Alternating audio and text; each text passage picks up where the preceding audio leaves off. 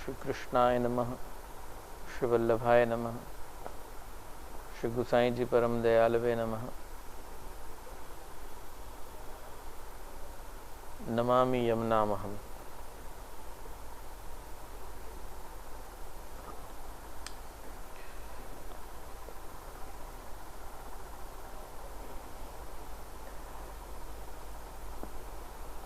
Corona की या संकटमय घड़ी में जहाँ भगवत गुणानुवाद के लिए, भगवत भजन के लिए, भगवत भक्ति के लिए हर परिवार में, हर परिवार के सदस्य में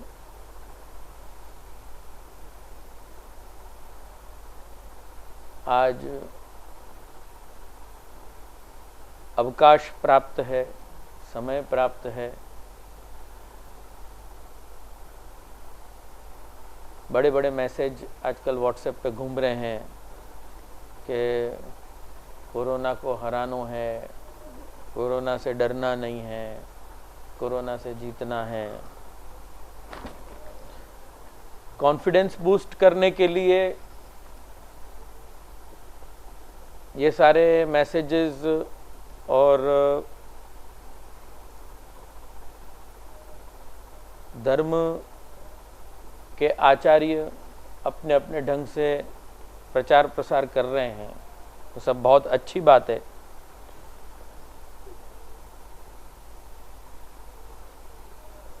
इन दिनों में एक बात तो तय हो गई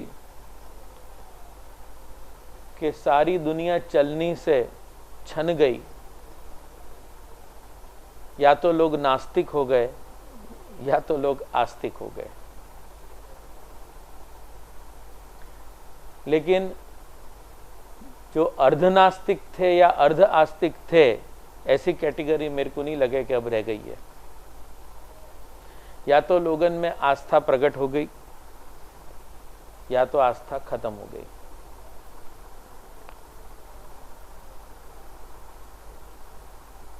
अब ये बात जो मैंने कही, ये अच्छी हुई कि खराब हुई, ये विषय में तो मैं अभी पढ़ना नहीं चाहूँ, क्योंकि ये सब कुछ भगवत इच्छा पे अवलंबित और आधारित है। कितने लोग मेरे को ये कहे हैं कि भगवान गुस्सा हो गए, भगवान नाराज हो गए, भगवान कोपायमान हो गए। कोई थोड़ी कम समझ रखने वाले लोग ये कहें कि कुदरत के संग छेड़छाड़ भई तो कुदरत ने अपने सामने ये तांडव कियो। कम समझ से मतलब मेरा तात्पर्य ये नहीं है कि वो उनकी समझ रॉन्ग है, बराबर है। कोरोना कुदरत से छेड़छाड़ को ही परिणाम है, ये बात तय है। लेकिन ये प्रोसेस ही है, या में इच्छा तो भगवान की ही है। परंतु ये मानो कि भगवान कोपायमान भय हैं, भगवान गुस्सा भय हैं, ये अपनो भक्ति मार्गीय या पुष्टि मार्गीय या पुष्टि मार्गीय दार्शनिक एंगल नहीं है।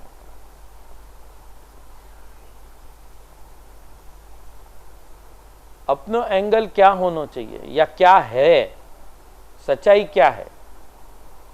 मैं तो कहूं कि सारे विश्व को श्री वल्लभाचार्य जी की समझ और सारे विश्व को वल्लभाचार्य जी ने जो अपने को संदेश दिया वो समझें, तो एक्चुअली अपन परमात्मा को स्वरूप जान सकें।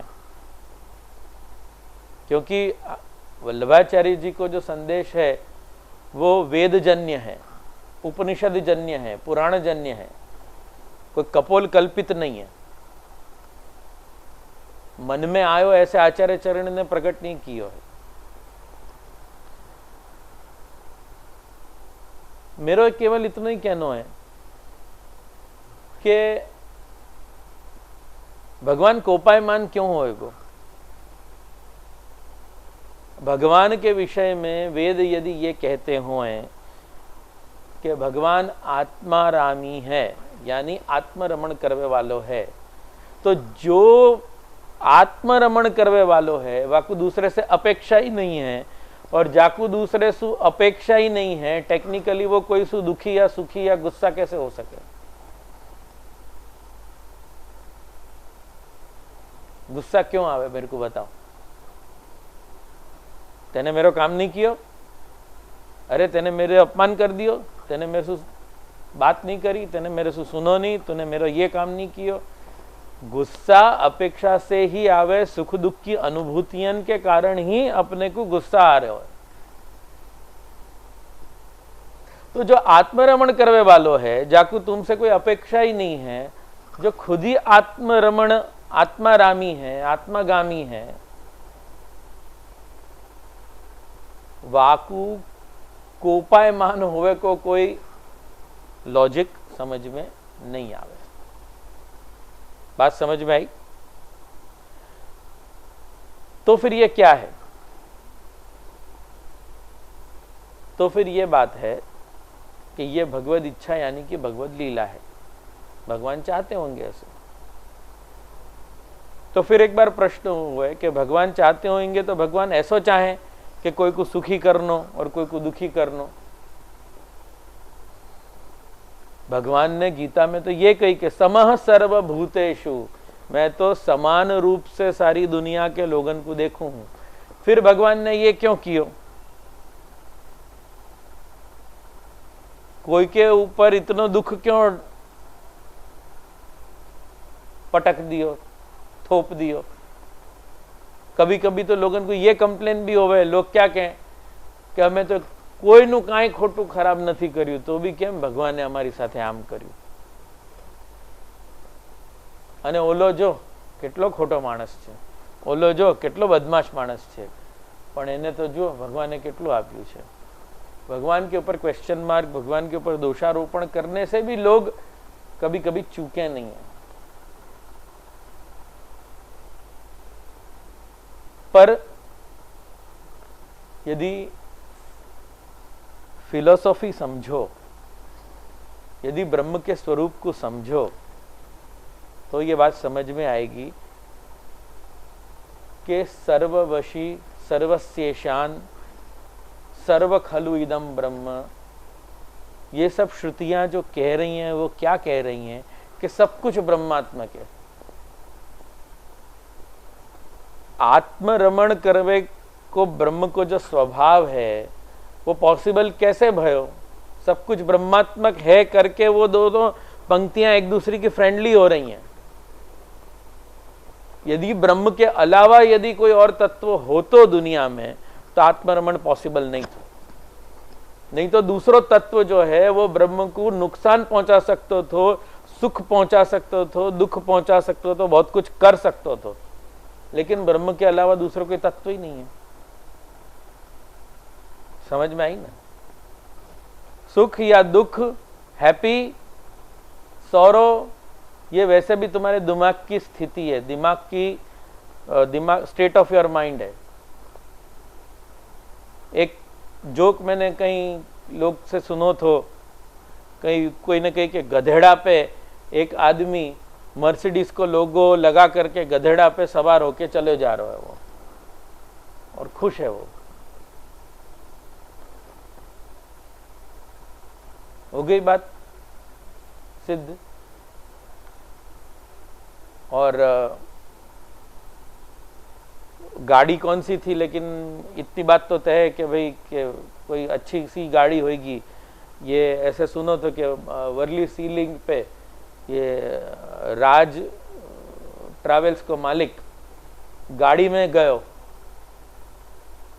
लाखन की गाड़ी में गयो, और गाड़ी में जाकर के वर्ली सीलिंग से कूद गयो, आत्महत्या कर ली। तब गधेड़ा पे मर्सिडीज को लोगो लगा के आदमी खुश हो सके और अपनी लाखन की गाड़ी में जाकर के भी आत्महत्या की प्लानिंग कर सके। समझ में आई ना बात? तात्पर्य ये है, अपन अभी ये चीजन में नहीं घुसना चाहें कि अपन अपने दिमाग को सुखी या दुखी या खुश या दुखी रखना चाहें। अपन अभी ये बात को समझना चाह रहे हैं कि ब्रह्म पे आक्षेप करना बंद करो।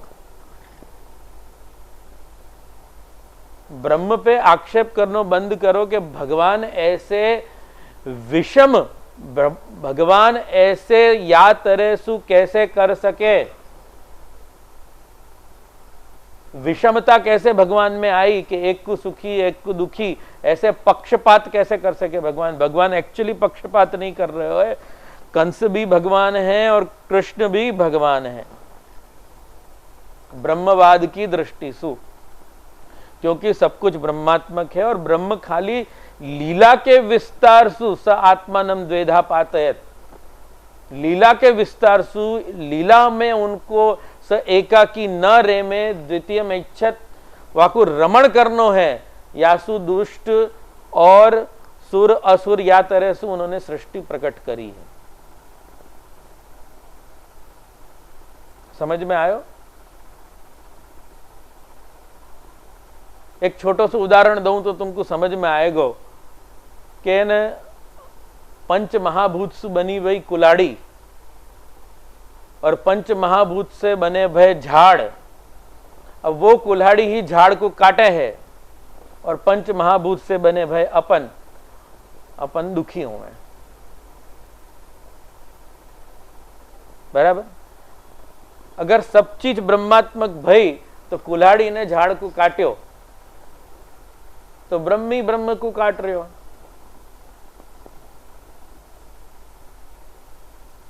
बात समझ में आई ना? वो हमें दुखी हुए जैसा क्या है? ये तो अपन संवेदनशील होकर के अपने में वो काम क्रोध लोभ मोह मद मात्सर्य संवेदनाएं इमोशंस भगवान ने भरे हैं करके अपन प्रासंगिक वास में सुख दुख की अनुभूति करें हैं। जैसे अपने में दया को स्वभाव है, अपने में करुणा को स्वभाव है, अपने सामने कोई आदमी दुखी हो तो होए तो अपन को वापे दया आ जावे, करुणा प्रकट हो जावे। बराबर है ना? लेकिन कायदे सु सब कुछ भगवत इच्छा सु हो रहे हो। शास्त्र में भी अगर आगे जाके अपन पढ़े व्यवस्थित ऊंडे उतरे तो क्या आवे, गए जन्म में माने ये कियो तो या जन्म में वो वाको बदला वाड़ रहे हो। यही स्थिति है। आज डिस्कवरी पे अपन देखें कहना कि एक शेर या चीता जो है वो हिरण के पीछे दौड़ रहे और बेचारो हिरण नाजुक सो प्राणी वो वाको ग्रास बन जा रहे हो, तो अपन को दया आवे, क्योंकि वो याद तरह सु इतने भयानक तरीके से अटैक करे। लेकिन जंगल के कल्चर को यदि तुम उतरोगे तो वो शेर को खुराकी वो है, क्या करेगा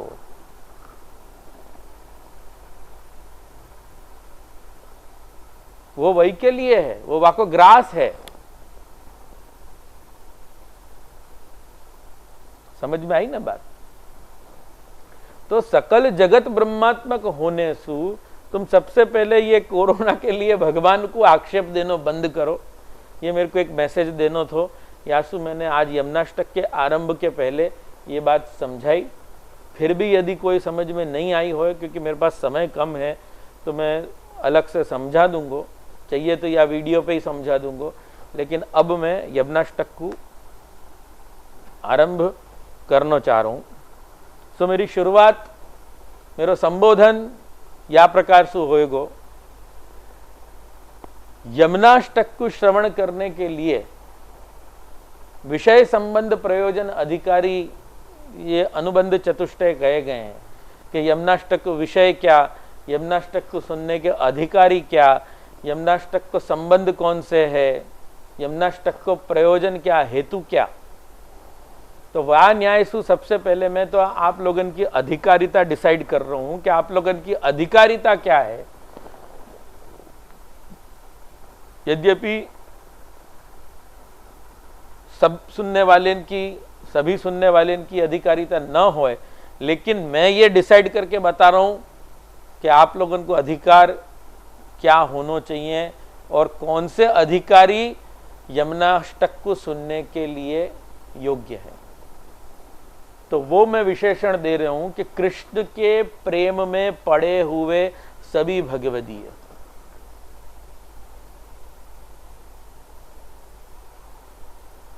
कृष्ण के प्रेम में पड़े हुए सभी भगवदीय, ये मैं क्यों कहना चाह रहा हूं, क्योंकि पहले ही देखो आजकल क्रिकेट आईपीएल की सीजन चल रही है, बता दूं मैं, कमेंटेटर है ना, कोई बैट्समैन जब बैटिंग करने आवे ना, तब वाको जो पहली दूसरी गेंद खेलवे को जो प्रकार हुए ना, वाके ऊपर से वो डिसाइड करे और कमेंट्री में कहे कि बहुत एग्रेसिव है आज, he looks very impressive, he looks very aggressive, he has come with some mindset, ऐसे कमेंटेटर बोले। क्या ये माइंडसेट करके आए हो, पहली बॉल पे याने जा तरह से बाउंड्री घुमा दी, या को मतलब या के दिमाग में आज एकदम अटैकिंग है। ऐसे मैं तुमको पहली ही गेंद पे ये बात समझा देना चाह रहा हूं कि यमुनाष्टक यमुना जी के प्रेम में पड़े हुए लोग न सुने, कृष्ण के प्रेम में पड़े हुए लोग सुने।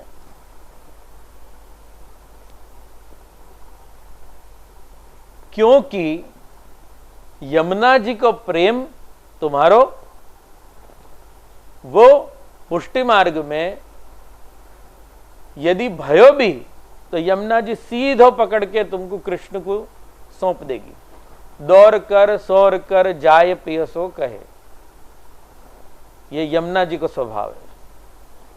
यासु अगर ऐसा कोई माइंडसेट होए कि हम यमुना जी के लिए या यमुना जी की भक्ति के लिए या कृष्ण और यमुना जी दोनों को साथ में करना चाहिए, तो कभी कभी ये भी हो सके तुम्हारे मन में कि यमुना जी के लिए विशेष है, क्योंकि कहीं कहीं मेरे को ऐसा सुनने में आवे है कि यमुना जी के प्रति उनको विशेष भाव, विशेष भक्ति है। तो मैं ये पहले ही बता दूं कि मैं या मूड में आया हूं कि यमुनाष्टक जो है वो कृष्ण चरणारविंद, कृष्ण की प्रीति वर्धक प्रापक है। ये क्लैरिटी हर एक को पहले ही हो जानी चाहिए। पूरा यमुनाष्टक जो चलेगो वो या ही लाइट में चलना चाहिए, या ही प्रकाश में तुमको दिशा मिलेगी यमुनाष्टक में। समझ में आई बात? ये दिशा में चलोगे तो आचार्य चरण जो कहना चाह रहे हैं, आचार्य चरण के यमुनाष्टक पे प्रत्येक शब्दन पे जो श्री गोसाई जी की विवृत्ति है, जो श्री गोसाई जी समझाना चाह रहे हैं, कहीं कहीं हरिराय जी को भी मैं लाऊंगा, आवश्यकता लगने पर पुरुषोत्तम जी को भी मैं लाऊंगा। कोशिश करूंगा कि शॉर्ट एंड स्वीट, मतलब सविस्तार भी करूंगा और विस्तार नहीं आवश्यक है वहां विस्तार नहीं भी करूंगा, पर तुमको समझ में आवे, तुम्हारे पूर्वाग्रह यमुनाष्टक के जो कदाचित जो रॉन्ग हते वो मैं तुम्हारे दूर करना चाहूँ, और कृष्ण के प्रति तुम्हारी भक्ति बढ़े, वो मैं या यमुनाष्टक के प्रवचन के माध्यम से संकल्प कर चुका हूं और वो करके ही रहूंगा मैं।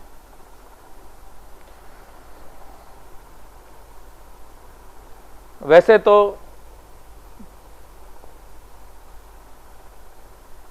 ऐसे कहें कि काव्य शास्त्र विनोदेन कालो गच्छति धीमताम,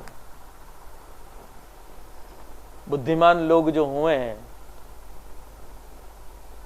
उनके समय काव्य शास्त्र और काव्य शास्त्र में प्रकट होते विनोद, हास्य, ह्यूमर जाको कहवे, हास्य मतलब कोई मजाक उड़ाना नहीं, पर ह्यूमर, कटाक्ष, व्यंग इत्यादि, इन सब में बुद्धिमान लोगन को समय जावे है। यह सुभाषित है, काव्य शास्त्र विनोदेन कालो गच्छति धीमताम, जिनके पास बुद्धि है उन बुद्धिमान लोगन के समय काव्य शास्त्र विनोद में जावे हैं। मेरो कहनो ऐसो है कि यदि बुद्धिमान लोगन के काव्य शास्त्र विनोद में जाते हुए तो मेरो कहनो ये है कि परम बुद्धिमान के समय, परम बुद्धिमान लोगन की वेला, उनको समय जो है वो दिव्य काव्य, अलौकिक शास्त्र, भगवान की अलौकिक लीला के अवगाहन में जानो चाहिए। तो अपन परम बुद्धिमान की श्रेणी में आने चाहिए, क्योंकि अपन श्री कृष्ण की, श्री यमुना जी की चर्चा करने बैठे हैं। ठीक है। ये थोड़ी आत्म प्रशंसा करनी जरूरी है, क्योंकि प्रशंसा खुदा को भी प्यारी है। ऐसी खुशामद खुदा को भी प्यारी, ये थोड़ो मैं ये बात समझ चुका हूँ। और जब तक खुशामद नहीं होवे ना तब तक मजा नहीं आवे। ऐसे मैंने अपने आप की ही खुशामद करी है ताकि मेरे को बोलने को उत्साह बढ़े और तुमको सुनने को उत्साह बढ़े। तो हे परम बुद्धिमान, कृष्ण में प्रेम, कृष्ण के प्रेम में पड़े हुए परम बुद्धिमान वैष्णव, परम भाग्यवान वैष्णव, एक और उपकार मेरे पर करियो। यदि तुमको यमुनाष्टक पढ़ने के बाद, समझ में आने के बाद कृष्ण में प्रीति बढ़े और तुमको आनंद आवे तो मुझको समाचार दे दीजिए।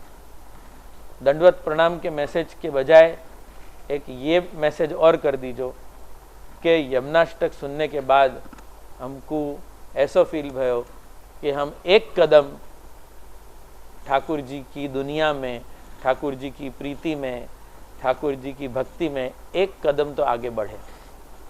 तो वासु क्या होएगा देखो, मैं तुमको बताऊं। वासु मैं भक्त हूं ये सिद्ध होएगा। मेरे को भक्त सिद्ध करने के लिए ये काम कर दीजो भाई।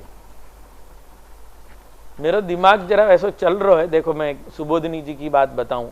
सुबोधनी जी में श्री महाप्रभु जी ने कही कि अधिकारम अभिप्रायम ज्ञात्वा भक्त मुखे नहीं। अधिकारम अभिप्रायम ज्ञात्वा भक्त मुखे नहीं, सकृद श्रवण मात्रेण कृष्ण प्रेम भवेत ध्रुवम। आचार्य चरण क्या कह रहे हैं? आचार्य चरण कह रहे हैं कि अधिकार और अभिप्राय को जान करके, यद्यपि आचार्य चरण ने श्रोता के लिए बात कही है कि श्रोता को अपने अधिकार को जान करके, श्रोता को अपने अभिप्राय को जान करके, हेतु को जान करके कि हम क्यों बैठे हैं कथा सुनने, भागवत के लिए है और श्रोता के लिए ये बात कही है कि जब भगवत कथा सुनने बैठो, भागवत कथा सुनने बैठो तो अधिकार को जानो। अधिकारम अभिप्रायम ज्ञात्वा भक्त मुखे नहीं, सकृत मतलब एक बार, केवल एक बार श्रवण मात्रेण, सकृत श्रवण मात्रेण कृष्ण प्रेम भवेत ध्रुवम। कृष्ण में प्रेम हो जाएगा, ये बात निश्चित है। बोलो। अब ये बात अगर महाप्रभु जी की है तो सच्ची बात है। आचार्य चरण तो वस्तुतः कृष्ण है, साक्षात कृष्णास्य है। वहां से जो निकली बात वो तो असत्य नहीं हो सके। ठीक है। अब यदि तुमको यदि कहीं कृष्ण प्रेम हो जाए है, श्रवण करने वाले परम बुद्धिमान वैष्णव, तुमको यदि कृष्ण भक्ति में थोड़ो भी कुछ ऐसा लगे कि थोड़ी वृद्धि भई, कृष्ण में प्रेम भयो, जो ये यमुनाष्टक को मूल सार है, मूल हेतु है, मुकुंद रतिवर्धकत्व यमुना जी को स्वरूप जो है, वो यदि स्वरूप समझ में आवे और मुकुंद में रति बढ़े तो दंडवत प्रणाम की बजाय ये मैसेज करियो। ठीक है। तो आचार्य चरण को ये वाक्य सिद्ध हो जाएगा कि भक्त मुखे नहीं, तो मैं भक्त बन जाऊंगा। तो मोकू भक्त बनावे के लिए तुम ये मैसेज मोकू कर दीजो कम, क्योंकि है ना अपने मार्ग को इतिहास है। क्योंकि भक्त के द्वारा ये शब्द कहे जाने पर अपने यहाँ लकीर पीटने को उत्सव मनाया जाए है। सेवा तो बाप बेटे ने की नहीं, ये तो लकीर पीट रहे हैं। ऐसे चाचा हरिवंश जी ने गोकुलनाथ जी के लिए कही, तो गोकुलनाथ जी इतने प्रसन्न हो गए कि अरे चाचा हरिवंश जी जैसे तादृशी वैष्णव ये कहें कि ये लकीर पीट रहे हैं सेवा में, तो इतनी बात कंफर्म हो गई कि लकीर पीटवे को तो कम से कम हमारो ठाकुर जी ने अंगीकार कियो। इतनी बात तो तय भाई, हम बहुत बड़ी बड़ी भक्ति को क्लेम नहीं कर रहे, लेकिन लकीर पीटनो तो अंगीकार भयो। ऐसे यदि तुम्हारी तरफ से हमको कोई सर्टिफिकेट मिल जाए लकीर पीटवे को, तो हम कितने खुश होंगे। जब हमारे गोकुलनाथ जी इतने खुश भय लकीर पीटवे को, तो यहाँ तो तुम इतना बड़ा सर्टिफिकेट दे रहे हो कि भाई जे हमको आनंद आयो, जे हमको समझ में आयो और हम पढ़ पाए यमुना जी के प्रति ट्रांसपेरेंसी हमको भाई। तो इतनो मेरो निवेदन है। अब मेरी इच्छा ऐसी थी कि श्री गुसाई जी की टीका लूं और यथाशक्ति आवश्यकता होए तो हरिराय जी या पुरुषोत्तम जी को भी वहाँ में अपन उल्लेख करें, या तरह से मेरी इच्छा थी। सो वो जब जब उचित लगेगो तब तब अपन करेंगे। तो सबसे पहले श्री गुसाई जी को मंगलाचरण है।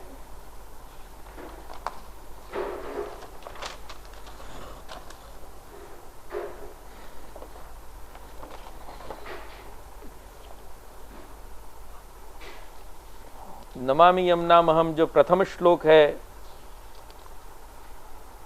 वापे श्री गुसाई जी को मंगलाचरण। विश्वोद्धारार्थमेव आविर्भूत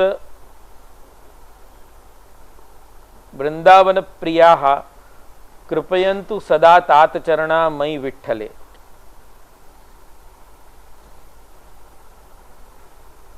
विश्व के उद्धार के लिए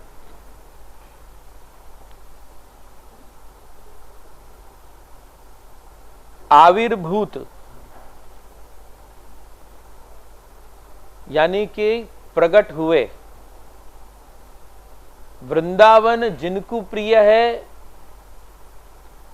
या वृंदावन को जो प्रिय है, ऐसे तात चरण कृपयन्तु सदा, ऐसे तात चरण यानी कि श्री महाप्रभु जी मेरे पिता, वो मेरे ऊपर कृपा करें।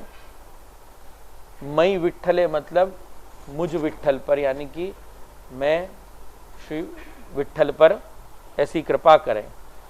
ये तो मैंने तुमको या तरह से बताया कि जो जो सीधो सीधो संस्कृत से निकलतो तो फिर आपको सिंप्लीफाई करके बता दूं कि विश्व के उद्धार के लिए, अब विश्व के उद्धार के लिए मतलब तात्पर्य ये है कि यहाँ पे केवल दैवी जीवन की ही बात समझनी है। दैवी जीवन की बात समझनी है कैसे कि भाई सारे विश्व के उद्धार के लिए तो यहाँ पे बात समझ में नहीं आएगी, क्योंकि सारे विश्व के उद्धार के लिए अगर करें तो मैंने जैसे कही अभी स्टार्टिंग में कोरोना के संबंधित मैंने एक जो मैसेज दियो जब मैं ब्रह्म के आक्षेप के विषय में, तो वो तो भगवत इच्छा है कि सबको उद्धार न भी होए, क्योंकि भगवत लीला है। ये तो वही लोग समझ पा रहे हैं, पुष्टि मार्गानुगामी वही लोग हो पा रहे हैं जिनको प्राकट्य भगवान के श्रीअंग सुभय हो। वैसे तो सारे विश्व के जितने भी मनुष्य हैं सभी को प्राकट्य भगवान में से भयो है, जाको संकेत श्री महाप्रभु जी ने पुष्टि प्रवाह मर्यादा में दियो है कि भगवान के वचनन को स्ट्रिक्टली फॉलो करने वाले, वेद के अभ्यासी, कर्मकांडी, दान व्रत तप होम जप स्वाध्याय संयम यम नियम ध्यान धारणा पे ध्यान देने वाले, इनको फॉलो करने वाले, ये सब कौन हैं? ये भगवान के वाणी से प्रकट हुए लोग हैं। कि भगवान के जो वचन है, मर्यादा है, ये नहीं करनो, ये करनो, प्रवृत्ति और निवृत्ति में जिनकी स्थिति है, जो स्ट्रिक्टली फॉलो कर रहे हैं, नहीं વેદમાં કહ્યું છે ને, નહીં આમ કરવાનું છે ને, આમ ન કરાય, આમ જ કરાય, આ રીતે જ થાય, वो जो वचन के प्रति जिनकी निष्ठा है वो सारे भगवान के वाणी से प्रकट हैं, या सु उनको नेचर या तरह से है, और भगवान के मन से जो प्रकट हैं वो भगवान के नहीं मानने वाले लोग भी हैं, भगवान के अस्तित्व को नकारने वाले भी हैं, वो प्रवाही लोग हैं। तो उन प्रवाही लोगों को यहाँ बात नहीं करी है। मन से प्रकट होने के कारण, मन के चांचल्य होने के कारण, चंचल स्वभाव होने के कारण वो प्रवाही सृष्टि भगवान से प्रवाहित रहे, भगवान में स्थिर नहीं रहे। समझ में आई ना?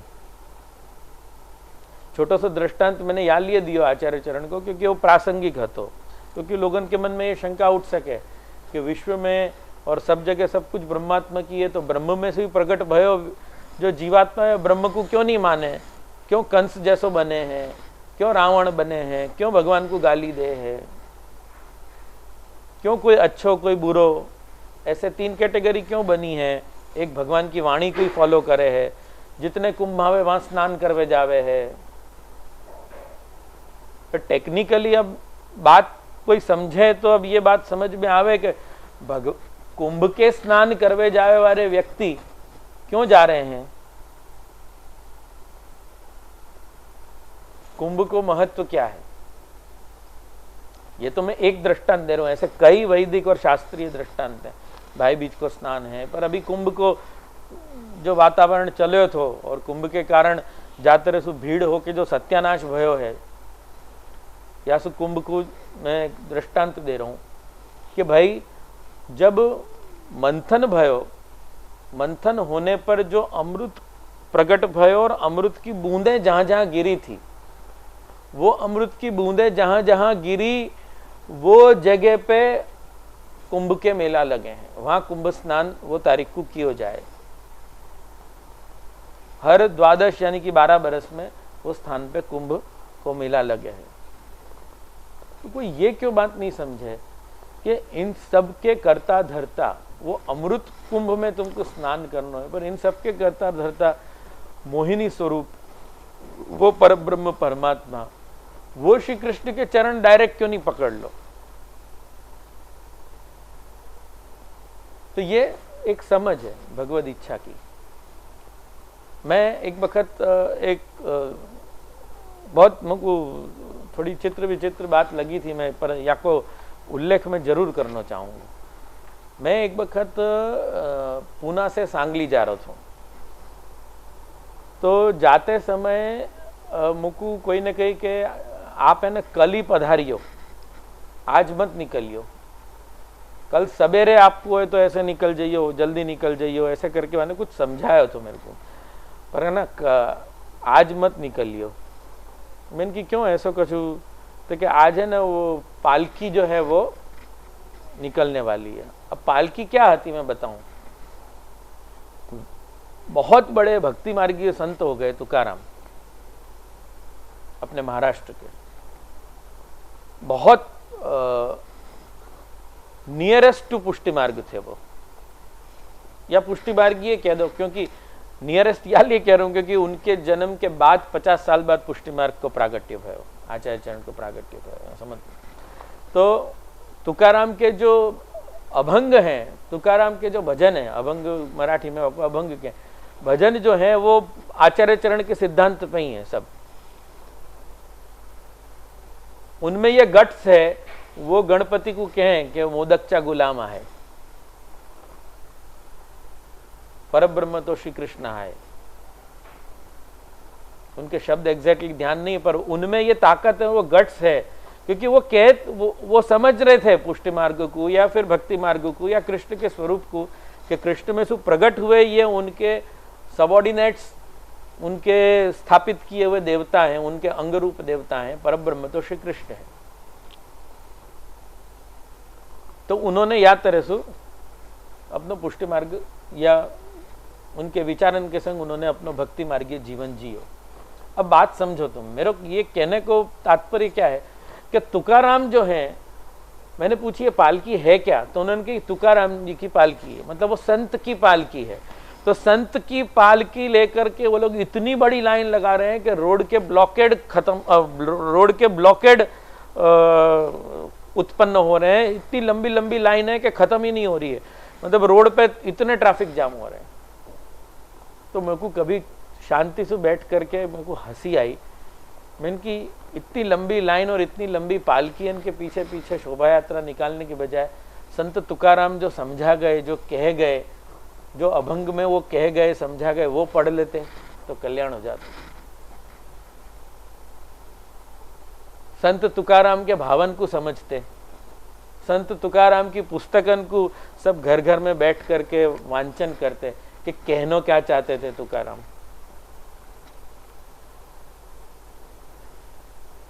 अपन सब है ना शोभा यात्रा में पढ़े हैं। कोई ने बहुत अच्छी बात कही है कि ये इंसानियत है ना घुड़दौड़ में लगी हुई है, इंसानियत घुड़दौड़ में लगी हुई है, आ बैठ तेरा रथ तैयार है। मतलब समझे, मतलब तुम ये घुड़दौड़ में मत लगो, तुम इतने क्लेवर बनो, इतने बुद्धिमान बनो कि ये घोड़ा की तरह दौड़े, दौड़ते घोड़ा की तरह जूते भय, रथ में जूते भय लोगन पे जाकर के तुम आरूढ़ हो, तुम इतने बुद्धिमान बनो, तुम घोड़ा मत बनो। आप बैठ तेरा रथ तैयार है। मतलब कंट्रोल योर डेस्टिनी और समवन एल्स विल। तुमने तुम्हारी डेस्टिनी कंट्रोल नहीं करी ना, तो कोई दूसरा आके कंट्रोल करेगा, तो तुम कंट्रोल करना सीख जाओ। पर तुम नहीं कर रहे हो, करके तुम भी वही घोड़ा की दौड़ में हो। समझ में आयो? तो इतने बुद्धिमान बनो। ये बिजनेसमैन क्यों बन पाए? एक बिजनेसमैन है, वहां में इतनी बुद्धि नहीं है कि एक सॉफ्टवेयर इंजीनियर जाकू वो अपने यहां रखे, रिक्रूट करे, 5 लाख रुपया को महीना को पगार दे। तो हमें इतनी बुद्धि नहीं है बिजनेसमैन में। एम आई राइट? इतनी बुद्धि नहीं है ना, हमें वासु ज्यादा बुद्धि है। क्यों? क्योंकि वो 5 लाख को पगार देने वाले 50 जन को अपनी कंपनी में रखे हैं और हर महीने वो 5 लाख से 50 लाख कमावे। तो वो घुड़दौड़ में इंसानियत शामिल है। आप बैठ तेरा रथ तैयार है। वो बिजनेसमैन रथ पे बैठो है। ऐसो मैं या मैं कहना चाहूंगा कि हे पुष्टि मार्गियों, आओ बैठो, तुम्हारा रथ तैयार है। दौड़ने दो इन लोगन को, कुंभ के स्नान करने के लिए दौड़ने दो इनको, कहीं भाई बीज के स्नान करने के लिए दौड़ने दो इनको, गोदावरी, सरस्वती, इलाहाबाद, प्रयाग। तुम इन प्रयागराज के भी राजा श्री कृष्ण के चरणारविंद को पकड़ो। राधा माधव मनमा वस्याजी जेने सकल तीरथ चरण मा धस्याजी जेने।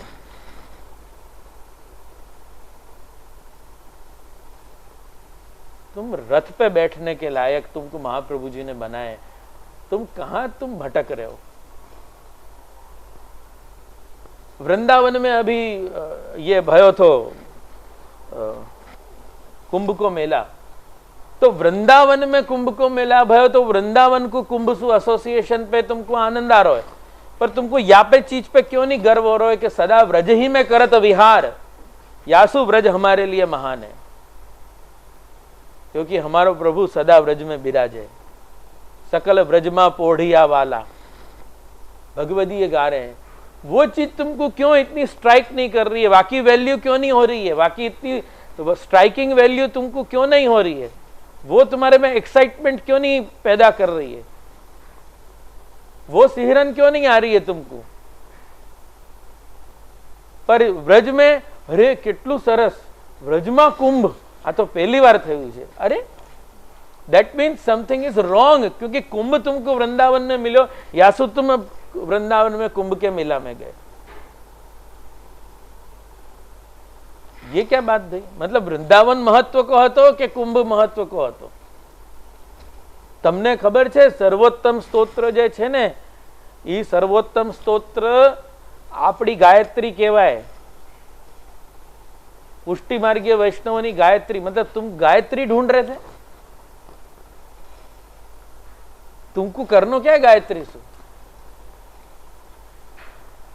अरे पुरुषोत्तम साक्षात पूर्ण पुरुषोत्तम के गुणधर्मन को वामे निरूपण है, श्री महाप्रभु जी के स्वरूप को वर्णन है. और तुम गायत्री गायत्री क्या है ये?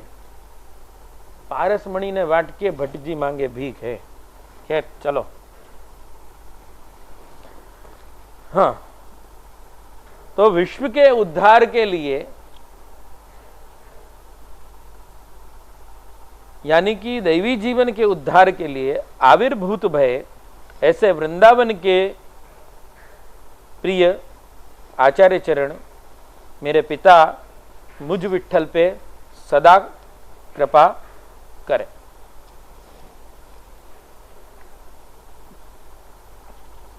ठीक है.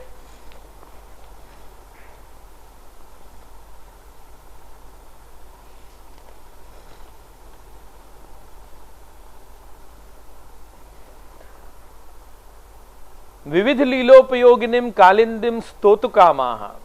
विविध लीला में उपयोगिनी कालिंदी यानी कि यमुना जी जो स्तोतुकामा है यानी कि मेरी स्तुति योग्य है, मैं जिनकी स्तुति करना चाह रहा हूं, उनके विषय में ये बात कह रहे हैं श्री गोसाई जी कि यथा श्री गोकुलेश जीवै ही नमन अतिरिक्तम न कर्तुम शक्य तथा कालिंद्यामपि. जैसे गोकुलेश को नमन करने के सिवाय अपन कुछ नहीं कर सके, ठाकुर जी को नमन करने के सिवाय अपन कुछ नहीं कर सके, ऐसे ही कालिंदी के विषय में भी समझो.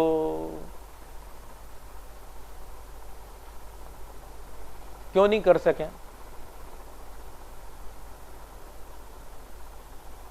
તમારી પાસે કઈ હોય તો તમે કઈ આપો ને.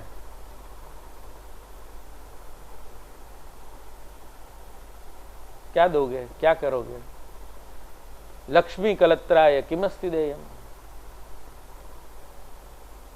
लक्ष्मी जा की पत्नी है, वह को तुम क्या दोगे? कुछ नहीं. जैसे सिर्फ नमन करो वही तुम कर सको.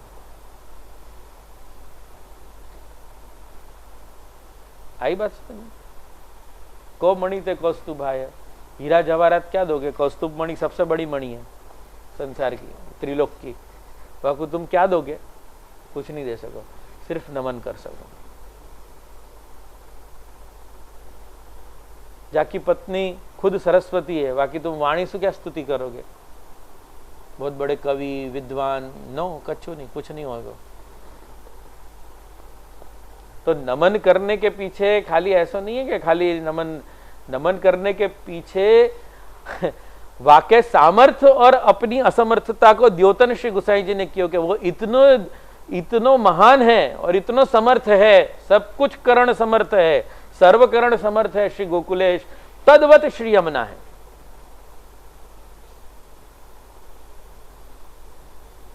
समझ में आई बात? तो जीवै ही नमनातिरिक्तम न कर्तुम शक्यन तथा कालिंद्यामपि. ऐसे ही कालिंदी में भी ये बात समझो. इति आशयन नमन आदौ नमनमेव आहुः नमामि इति.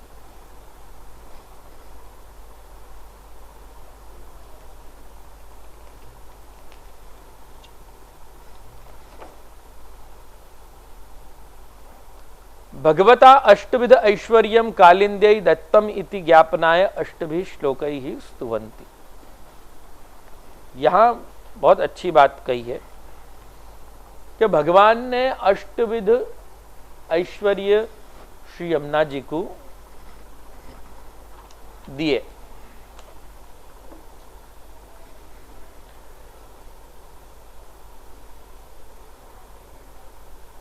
यहां में बहुत एक समझने लायक बात है.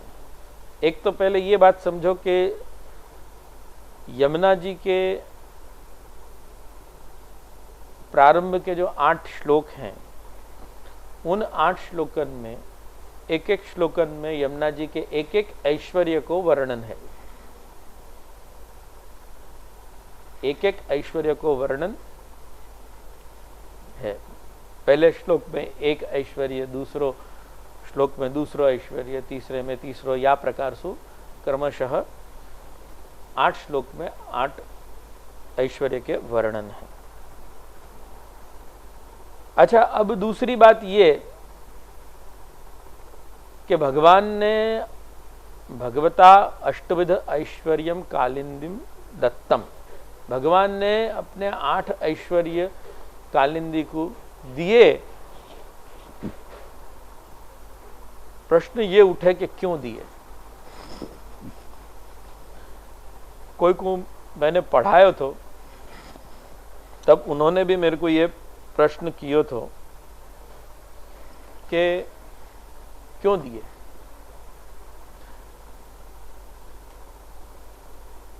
तो सच्ची बात कहूं,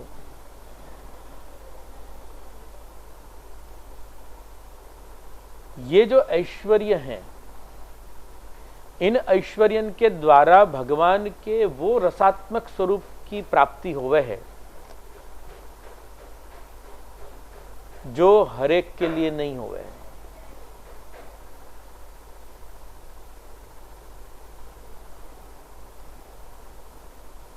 केवल लीला सृष्टिस्थ जीवन के लिए ही होवे है वो भगवान को स्वरूप,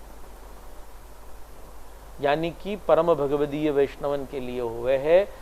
ठाकुर जी की सेवा में रहने वाले लोगन के लिए जो वो रसात्मक स्वरूप भगवान प्रकट करे हैं, उनके लिए हुए है वो। समझ में आया? नित्य लीला में जो स्वरूप है, नित्य लीला के अप्रोच के लिए जो भक्तगण जो हैं, जो लालायित हैं, उन भक्तन के लिए भगवान को जो रसात्मक स्वरूप है, वो रसात्मक स्वरूप जो है, ये इन अष्टविध ऐश्वर्यन के द्वारा ही प्राप्त हो सके।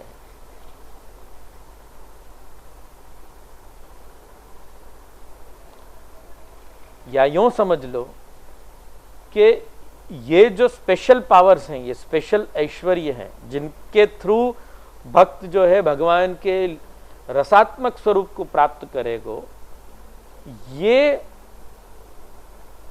भगवान अपने रसात्मक स्वरूप के थ्रू ही प्रोवाइड करेंगे,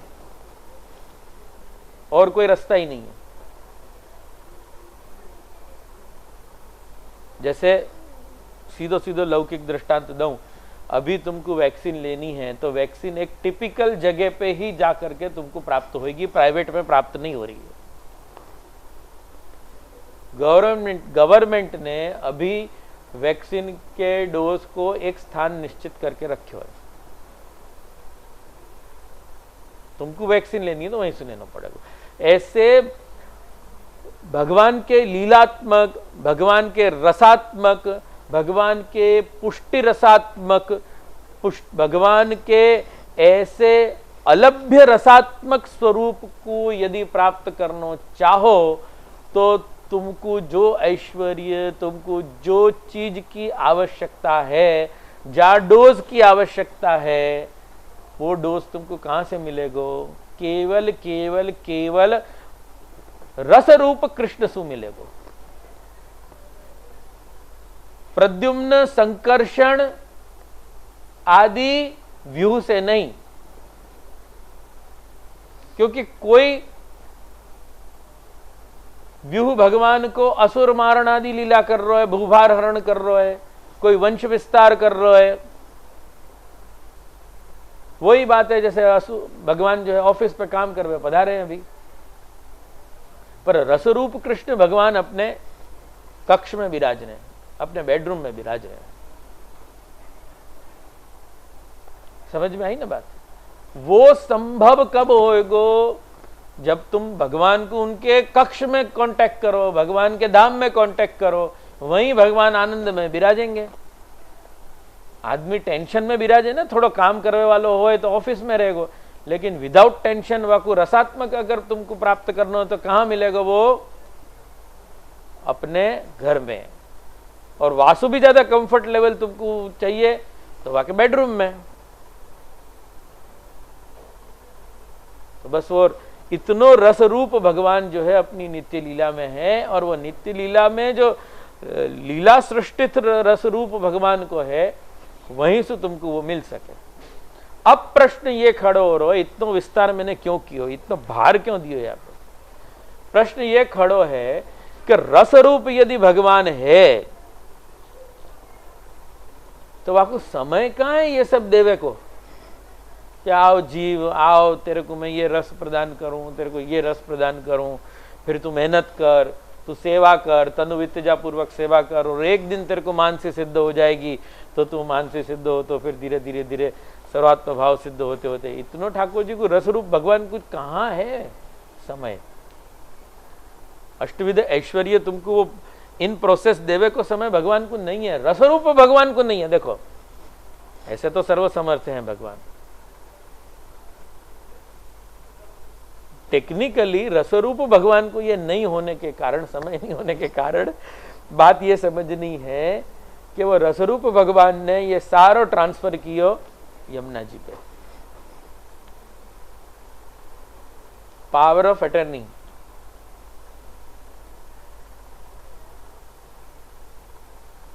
यमुना जी को अष्टविध ऐश्वर्य देने के पीछे भगवान को रस रूप में लिप्त होने को कारण है। वही बात है कि जैसे अभी मेरे को बेडरूम तक मिलना हो कोई को, मैं बेडरूम में बैठा हूं, अभी मैंने जैसे समझाया कि नित्य लीलास्त प्रभु को कैसे तुमको वो रस रूप भगवान को कैसे मिलना हो, तो नित्य लीलास्थ प्रभु को मिलने के लिए नित्य लीलास्थ उनकी परम प्रिया स्वामिनी को ही अप्रोच करना पड़ेगा। मेरे को मिलने के लिए मेरे बेडरूम तक यदि पहुंचना होए तो तुमको कौन को कहना पड़ेगा? बहुत जरूरी काम छे तो बेडरूम तक थोड़ी आ सकोगे, तुम मेरे घर में थोड़ी घुस सकोगे। तो मेरे अंगत कक्ष में आने के लिए मेरे सबसे निकट, मेरे सबसे परम प्रिय कौन? बहू जी, मेरी वाइफ।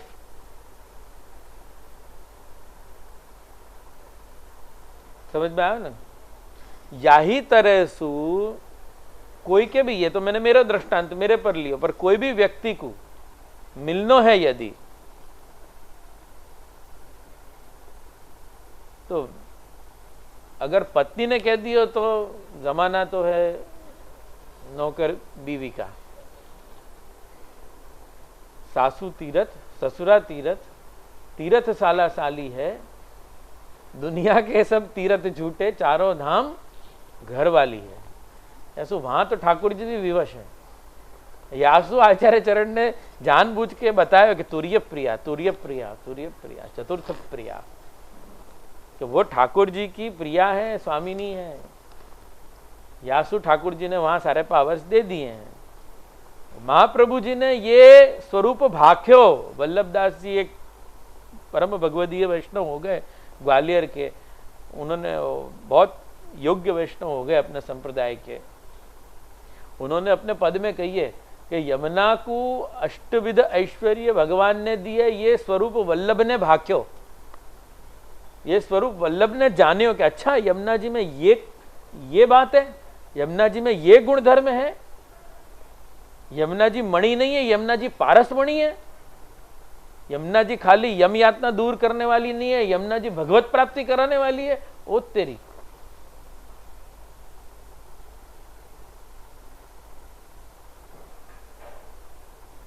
समझ में आई ना? वो वल्लभ ने यमुना जी के ये उन ऐश्वर्य को भाख्यो कि ये अच्छा, ये ऐश्वर्य यमुना जी को भगवान ने ट्रांसफर करे हैं। यासु यमुनाष्टक आवश्यक है, यासु यमुना जी के थ्रू भगवत प्राप्ति जो है वो नितांत हो गई।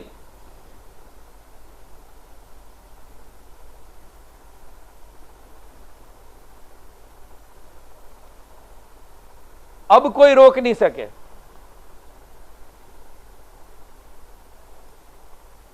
निश्चित हो गई, ध्रुव हो गई, अड़ीग हो गई। आई बात समझ में? अब इतनी भी लाइन यदि समझे हो तो तुम ये बात को समझते होगे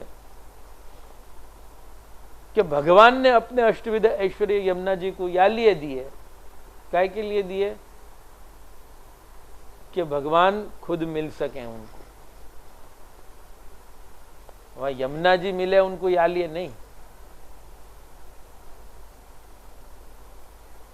और अपन ऐसे शूद्र हेतु से अपन यमुना जी को कांटेक्ट नहीं कर सके कि अमृत कुंभ कहां पड़े थो।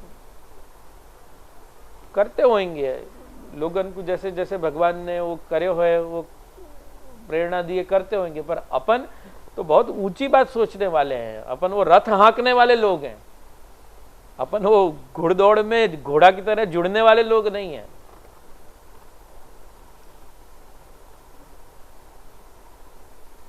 समझ में आई ना बात? अपन वो यम यातना दूर करने के लिए यमुना जी के पास क्यों जावें? वो तो कृष्ण के प्रेम में पड़ेंगे और कृष्ण के हो जाएंगे, तो यम तो कहां देखने वाले हो अपने को? यम नमस्कार करके जाएगा, अरे भाई आप भगवान नाम बोले, आपको यमदूत भेजने की बजाय अब मेरे को विष्णुदूत भेजने पड़ेंगे। भगवत वार्ता में नहीं आवे।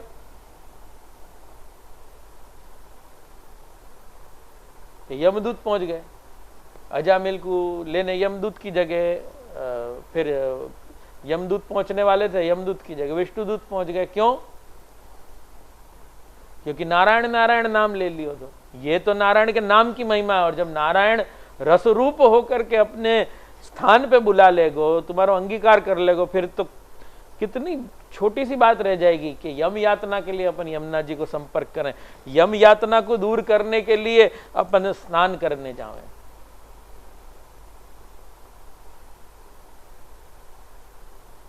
समझे ना?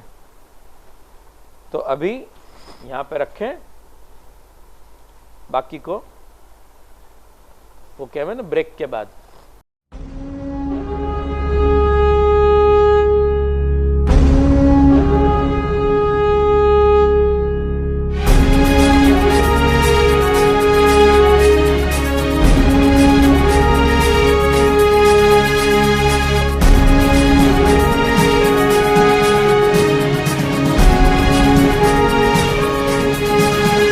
अथ श्री यमुना नमो नमो नमो नमो माता।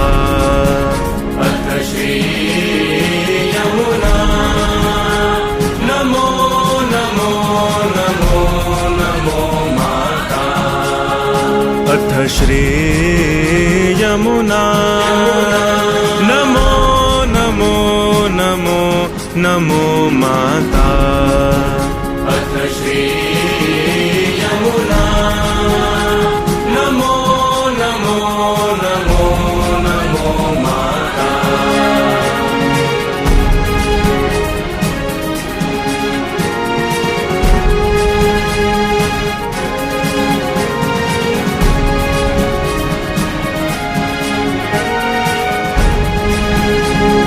सकल सिद्धियों की तू ही है दाता, तेरी कृपा से जीव कृष्ण को है पाता।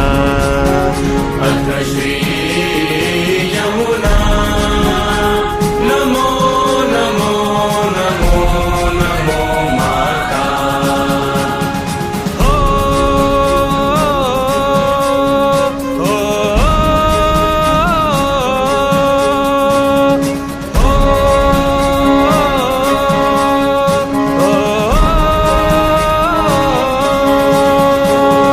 निष्फल हो जाती यम की यातना, मज्जन करता जब तुझ में ओ यमुना।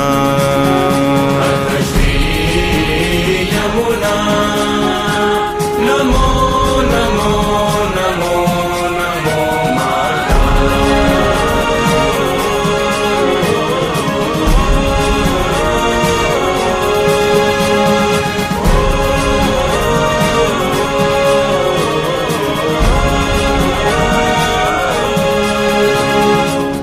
जिसके तट खेले कान्हा और राधा, इस झांकी के बिना जीवन है आधा। अथ श्री यमुना नमो नमो नमो नमो माता।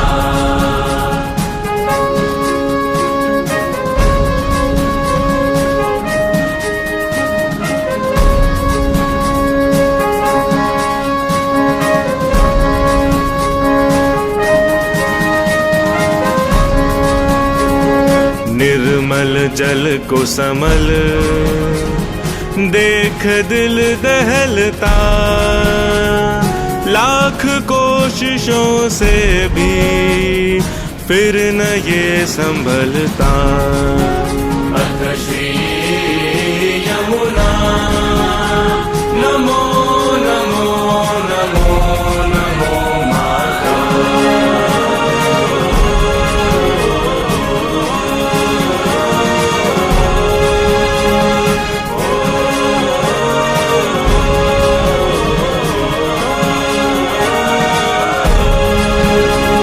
सहन नहीं होती प्रदूषित ये धारा,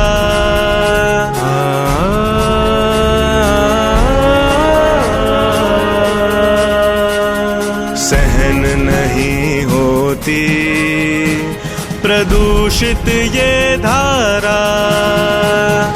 यमुना बचाओ सब यही है अब नारा। अथ श्री यमुना नमो नमो नमो नमो माता। अथ श्री यमुना नमो नमो नमो नमो माता। अथ श्री यमुना नमो नमो नमो नमो माता। अथ श्री यमुना नमो नमो नमो नमो माता। आगे विवृत्ति में बढ़े अपन।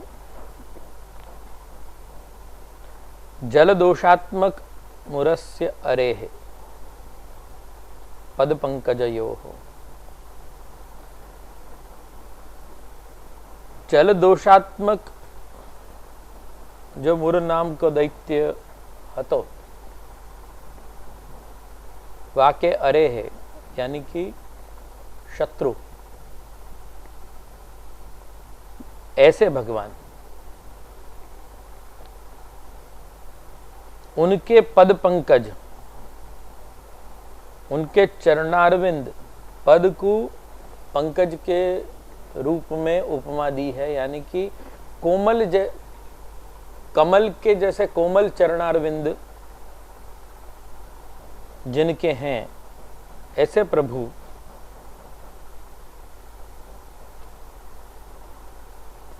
उनके चरणारविंद सु रेणु स्फुरायमान हो रही है। कैसी रेणु है? सेवोपयोगी देहादि संपादनोन्मुखा। देखो यहीं से शुरुआत होगी। जो पूर्व भूमिका में मैंने समझाई तुमको बात, दो बातें मैंने समझाई। पहले मैंने पूर्व भूमिका में ये बात समझाई तुमको कि भाई कि कृष्ण भक्ति प्रापक, कृष्ण भक्ति वर्धिनी यमुना जी है, बराबर। और दूसरी बात मैंने ये बताई कि प्रत्येक श्लोक में एक एक ऐश्वर्य को वर्णन है। तो अभी ये जो बात आ रही है वहां में भी ऐश्वर्य सूचन भी तुमको मिल जाएंगे कि कैसो ऐश्वर्य है। तो पहला सूचन ये आ रहा है कि यमुना जी के जल में, आदि भौतिक जल में क्या विशेषताएं हैं। तो यमुना जी के आदि भौतिक जल में ये विशेषता है कि मुरारी पद पंकज स्फुरद मंद रेणुत्कटाम। मुरारी वैसे भगवान के चरण कमल से स्फुरित जो उनके चरणारिंद में लगी हुई जो रेणु होगी, वो रेणु जो है वो वहां यमुना जी में गिरी पड़ी, स्फुरित भई। कैसी है वो? बाकी विशेषता क्या है? वो रेणु की विशेषता क्या है कि सेवोपयोगी देह संपादन करेगी। यहां पूरा अपना अभिगम ही बदल गयो, यमुना स्नान करने को, यमुना पान करने को। भगवत प्रीत्यर्थ हो गयो, भगवद अर्थ हो गयो। ठीक है ना?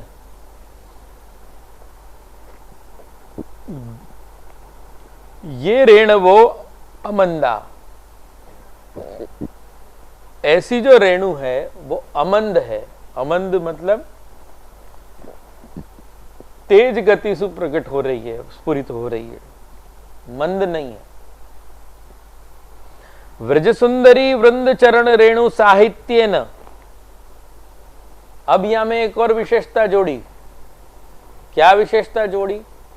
कि ठाकुर जी के चरणारविंद से तो जो रेणु प्रकट भई सो तो भई, परंतु साथ में जब ब्रज भक्त, ब्रज सुंदरियां, ब्रज सीमंतिनी गोपिकाएं जब वहां पधारी होंगी, तब उनके चरणारविंद की भी रेणु वहां पे मौजूद है, वो भी वहां स्फुरायमान भई हैं। तो यमुना जल ने क्या धारण कर रखो है? दो प्रकार की रेणु धारण कर रखी हैं। क्या? एक ठाकुर जी के चरण कमल सुस्फुरित भई वो, और दूसरी ठाकुर जी की ही भक्त ब्रज सुंदरी जाकुश महाप्रभु जी गुरुवा प्रोक्त ठाकुर जी और अपने को ठाकुर जी प्राप्त कराने वाली दर्शिका, ऐसी जिनको महाप्रभु जी अपनो गुरु मान रहे हैं, उनकी चरण रेणु भी वहां पे मौजूद है। अब कह रहे हैं कि रेणु साहित्येन अनल्पास तथा उत्कटा। अब उत्कटा जलापेक्षया अधिका। अब वो उत्कट है वो रेणु, दोनों मिलके जो रेणु जो है वो उत्कट मतलब ज्यादा है। कौन सा ज्यादा है? यमुना जल से भी ज्यादा है। मतलब इन टर्म्स ऑफ प्रपोर्शन देखो तो जल और रेणु, उनको प्रोपोर्शन में समझने जाओगे तो ठाकुर जी की और स्वामी जी की रेणु ज्यादा है एज कंपेयर टू यमुना जल। जल कम है और रेणु ज्यादा है, जलापेक्षया अधिका। यत्र एतेन दोष भयम भगवत प्राप्ति विलंबश्च अपास्तः। अब ये दोनों रेणु ने क्या काम किया? एक एक रेणु ने एक एक काम कर दियो। भगवत चरणारविंद की रेणु ने दोष भय दूर कर दियो, और ब्रज भक्तन की चरण रेणु ने क्या कियो? भगवत प्राप्ति में विलंब दूर कर दियो। ठीक है? और ये दो चरण रेणु को जो आंखों जो तुमको जो डोज है वो कौन ने दियो? आजकल डोज वैक्सीन यही भाषा वापरनी पड़े तो लोगन को जल्दी समझ में आवे। तो यहाँ को डोज कौन ने दियो? Yamuna ji is authorised. ठीक है? वो यमुना जी ने ही धारण किए।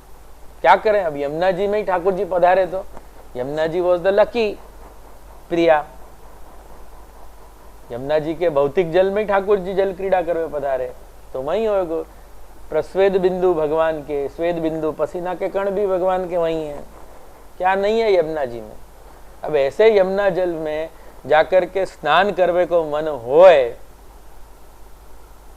भक्ति मार्गीयन को, और वो स्नान करते समय बाकू ये ख्याल आवे कि आए मैं यम यातना से बचूंगा, तो ये जरा बाकी बुद्धि की न्यूनता ही कहूंगा मैं तो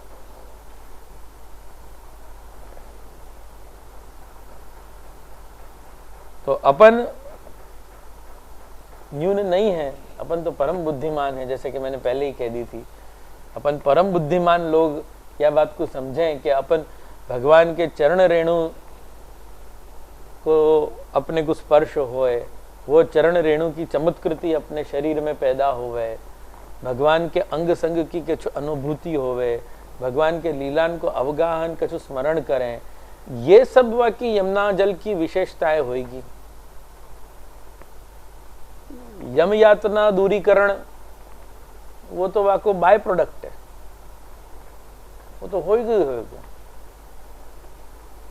क्योंकि यमुना जी को भाई है यमराज, वो तो अपने बहन पे उपकार करेगा ही।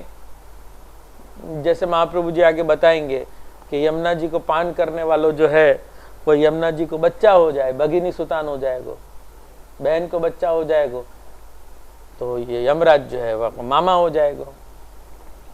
तो अपन अपने मामा अपने आप को यमराज को भांजा बनाने के लिए अपन उद्धत हैं कि भगवान की लीला को, भगवान के सेवोपयोगी देह को अचीव करने के लिए लालायित हैं।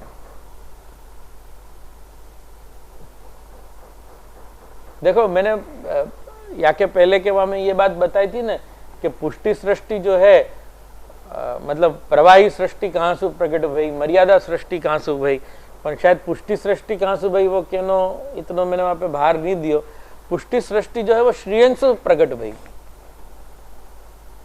तो पुष्टि सृष्टि जो श्रीअंग से प्रकट भई न, या कारण सु ये न वाकू जो है न भगवान के श्रीअंग में ही प्रेम भयो, वाकू और कहीं प्रेम ही नहीं भयो।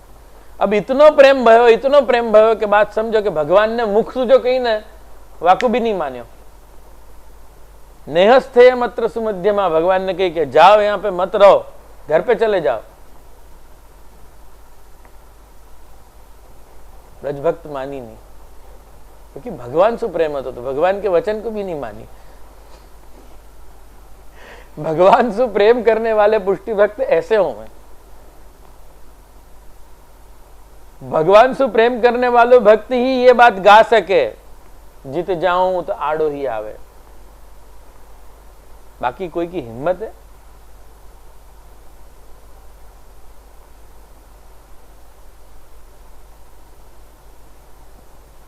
ये हो सके भगवान काकरी मारे तो सामने से काकरी मार सके, वो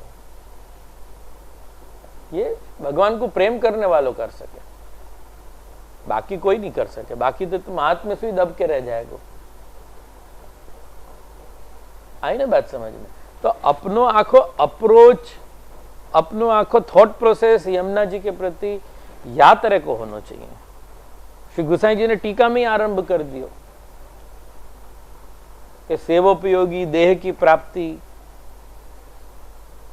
दोषण को दूर होनो, जो कुछ भी अपने में कली से संबंधित दोष होंगे वो दोषण को दूर होनो, घूम फिर के बात तो वो आएगी। कलिजन्य दोष अपने में जो चित्र विचित्र अपने स्वभाव हुए हैं, काम क्रोध लोभ मोह मद मात्सर्य जन्य जो कुछ भी अपने दुष्परिणाम हैं जो भगवत सेवा में बाधक हैं, उन पे विजय होएगा। यमुना जी कराएगी। सासू बहू के झगड़ा होते हुए वहां स्वभाव विजय नहीं कराएगी। और हाँ, यमुना जी को लग्यो, एक अच्छी बात भी मैं कह दूं कि यमुना जी को लग्यो कि इनके सासू बहू के झगड़ा खत्म करा दूं तो ये दोनों भक्ति में ओतप्रोत हो जाएंगी, ये लोग यही के लिए झगड़ रही हैं, तो वो भी झगड़ा खत्म कर देगी यमुना जी, क्योंकि यमुना जी को इंटरेस्ट वहां बन जाएगा, क्योंकि ये अब कृष्ण के लिए आगे बढ़ रहे हैं। Then Yamuna ji will be active.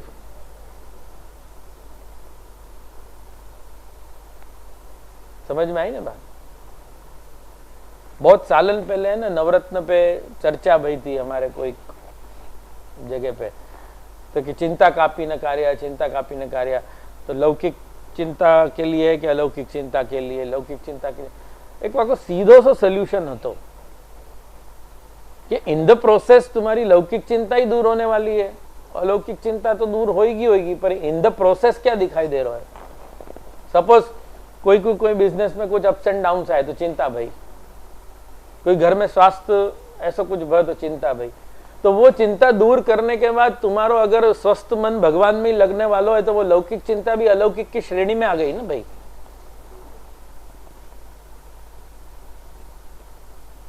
बात समझ में आई ना।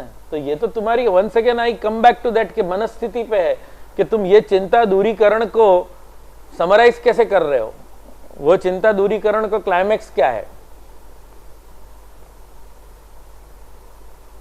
जैसे एक वैष्णव सु कही, एक वैष्णव ने आके मेरे को मस्ती करी कि जैसे उनको कोरोना मिट्यो तो डॉक्टर ने कही कि हवे तमे फरवा जई सको छो क्यांय बी, कारण के एंटीबॉडीज डेवलप થઈ ગઈ છે તમારામાં। तो कोरोना मिटने को ये भी एक क्लाइमेक्स हो सके। कायदे से साइंटिफिकली ये पॉसिबल है कि अब एंटीबॉडीज तो हो गई है, अब कोरोना लगने वालों नहीं है। पर वह आदमी को कोरोना मिटने को की खुशी या बात की हो कि अब मैं ठाकुर जी को ज्यादा लाड़ लड़ा सकूं, ठाकुर जी को अब मेरे से परिश्रम नहीं होएगा, तो वो कोरोना की सारी चिंताएं जो अलौकिक होगी, इतनी सी बात होती। तो स्वभाव विजयो भवेत, कोई ककड़ाट चलती हो, कोई तकलीफ चलती हो, कुछ माथाकूट चलती हो, वाके लिए यमुना जी थोड़ी है। तुम वाकु समअप कैसे कर रहे हो तुम्हारी चिंता को, दैट रियली मैटर्स।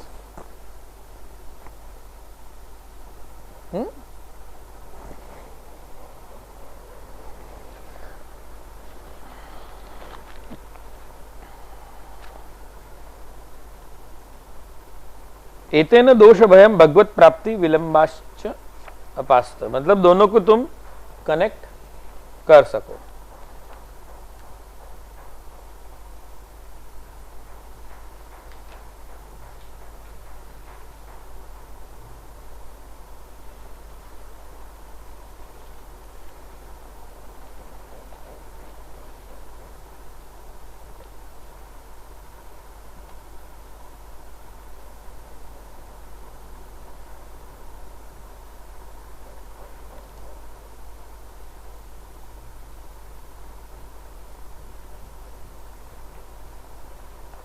अग्रे स्पष्टम जल दर्शनस्य भगवत स्मारकत्वं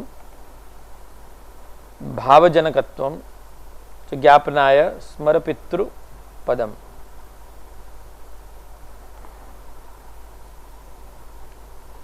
अग्रे स्पष्टम में ये कह रहे हैं कि जैसे नमामि यमुनामहं सकल सिद्धि हेतुम मुदा,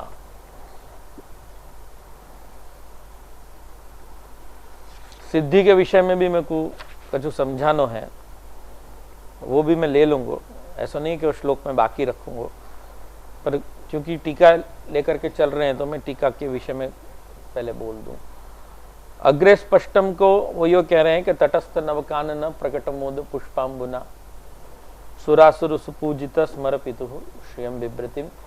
ये पंक्ति महाप्रभु जी की स्पष्ट है, या में श्री गोसाई जी ने कछु उल्लेख नहीं किया है, तो वो पंक्ति को अर्थ थोड़ा सा अपन विचार कर लें कि तटस्थ नवकानन, तट पे स्थित, यमुना जी के तट पे स्थित नवकानन यानी नए नए जंगल, कानन मतलब जंगल, तटस्थ नवकानन प्रकट मोद पुष्प अंबुना, वामे मोद यानी प्रसन्नता पूर्वक पुष्प खिल रहे हैं जल सु। अंबुना, अंबु शब्द मतलब जल, अंबुना तृतीया विभक्ति है। अंबुना प्रगट मोद पुष्प अंबुना, मोद रूप है, प्रसन्नता पूर्वक खिल रहे हैं, प्रकट हो रहे हैं। सुरासुर सुपूजित, अब सुर और असुर मतलब क्या?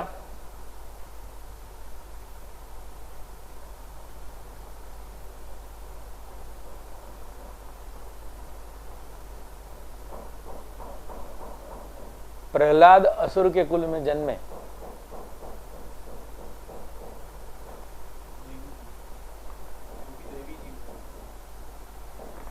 पर दैवी जीव हते पर असुर कोटि हते ने।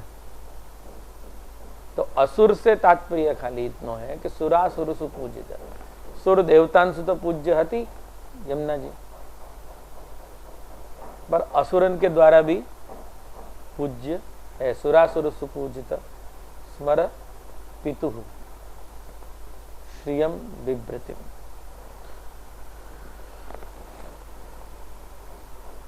श्रियम बिभ्रतिम के विषय में ये समझो कि ठाकुर जी की जैसी शोभा और कांति को धारण करने वाली, श्रियम मतलब शोभा, कांति धारण करवे वाली।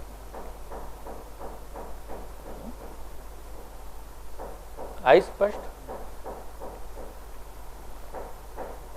ऐसे जल दर्शनस्य, ऐसे जल के दर्शनस्य भगवत स्मारकत्वम, ऐसे जल को दर्शन जाने भगवान की सी शोभा को धारण करके रखो है। जाके तट पे स्थित जंगल पे ऐसे पुष्प खिल रहे हैं, श्याम सलिल ऐसे पुष्प खिल रहे हैं। श्याम सलिल पुष्प खिलने से क्या हो रहा है कि श्याम रंग प्रभु को है, या सो वो प्रभु किसी शोभा जो है वहां में प्रकट हो रही। श्याम संग श्याम वह रही श्री यमुने।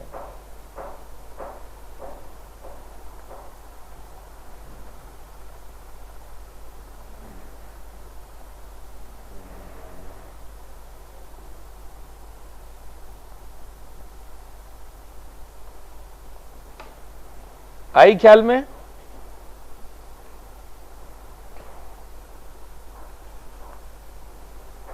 तो ये जो दर्शन है भगवत स्मारकत्व मतलब भगवान को स्मरण कराने वालों है, और भावजनकत्व और भाव को पैदा करने वालों है। इति ज्ञापनाय स्मरपितृ पदम।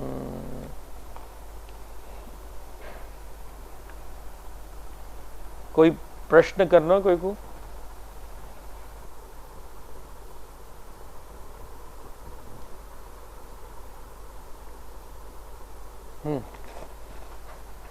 अब पहलो प्रश्न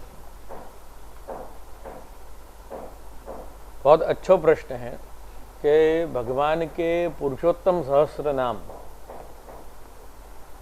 होते हुए भी आचार्य चरण को आग्रह पूर्वक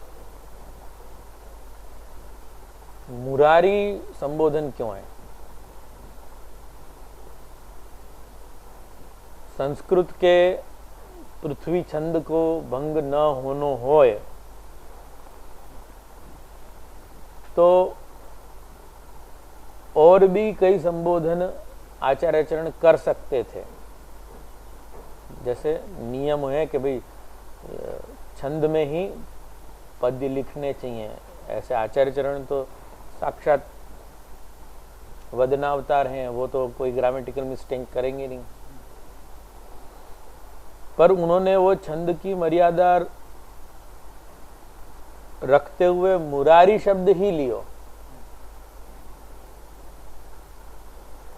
वाको कारण क्या? ये तेरा प्रश्न है, बराबर ना? पंचशिरा दैत्या भागवत में आवे है कि न कि ये 5 सिर वालो मुर नाम को जो है वो दैत्य हतो एक, जो जल में ही रहता था, यमुना जल में रहता था। अब वो दोष को दूर किया ठाकुर जी ने। यासु मुरारी शब्द को उल्लेख करना जरूरी है। अब वो भी कैसे बताऊं मैं। देख, स्वाभाविक तया जो है यमुना जी में ऐसे कोई दोष नहीं है। जो यमुना जी में दोष हो तो यमुना जी वसुदेव जी को जगह कैसे देती? ठाकुर जी पधार रहे हैं तो जगह कैसे देती? वसुदेव जी पधारे कि नहीं लेकर के कुकुल? तो स्वाभाविक तया में दोष नहीं है, बराबर। तकलीफ क्या भई है? अस्वाभाविकतया यमुना जी दोषयुक्त भई है। तो वो अस्वाभाविकता क्या आती यमुना जी में? जैसे कालिया नाग के रहवे सु कालिया नाग को जहर है, बराबर है ना। यमुना जी को खुद को थोड़ी इनबॉर्न जहर है, समझ में आई ना बात। ऐसे यमुना जी में ये दैत्य हतो, या के कारण वो दोष रूप जल हतो। तो वो एक ही चीज खटक रही थी, भगवत प्रतिबंधक वही हतो। बाकी तो यमुना जी सारी क्वालिटी लेकर के बैठी थी। और भगवान को जब सब चीज ठीक करनी हो तो भगवान तो सब चीज ठीक कर ही देंगे ना। तो महाप्रभु जी को वो आशय बताना है कि यहां मुरारी भगवान ने ये काम किया है, केशव भगवान ने नहीं किया है।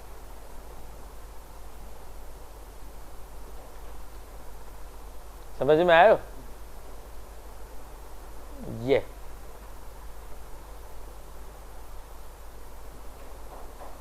ऐसे हजार नाम है ना भगवान के, तो पुरुषोत्तम सहस्त्र नाम में यही नाम क्यों?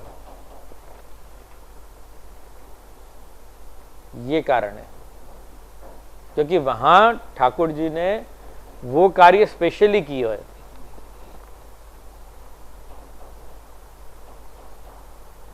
आई बात समझ में?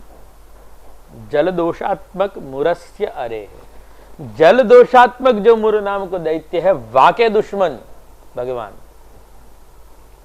यासु मुरारी पद पंकज। हाँ, अब तेरा प्रश्न क्या था?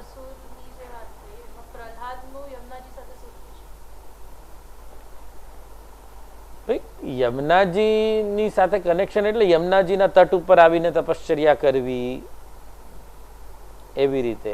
આમાં એક બીજો પણ ભાવ છે કે વ્રજભક્તો બે પ્રકારના, એક દૈન્ય ભાવવાળા અને એક માન ભાવવાળા. તો દૈન્ય ભાવવાળા જે છે એ સુર કેટેગરીમાં આવી ગયા અને માન ભાવવાળા જે છે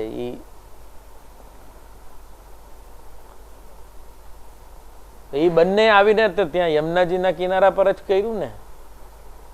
માન ભાવ બી યમુનાજીના કિનારા પર, દૈન્ય ભાવ બી યમુનાજીના કિનારા પર, એટલે સુર અસુર, सुरासुर सुपूजित.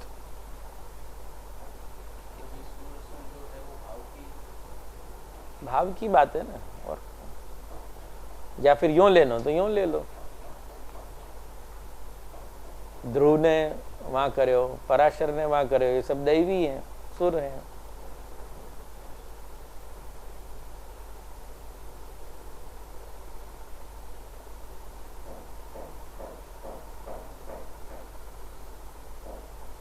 है ना. स्पेसिफिकली प्रहलाद असुर कुलમાં જન્મ્યો તો એટલે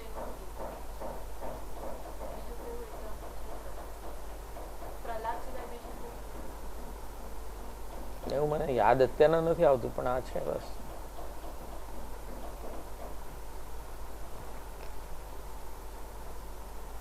ઠીક છે, આ પહેલો શ્લોક અહીંયા થયો, અત્યારના આટલું રાખીએ.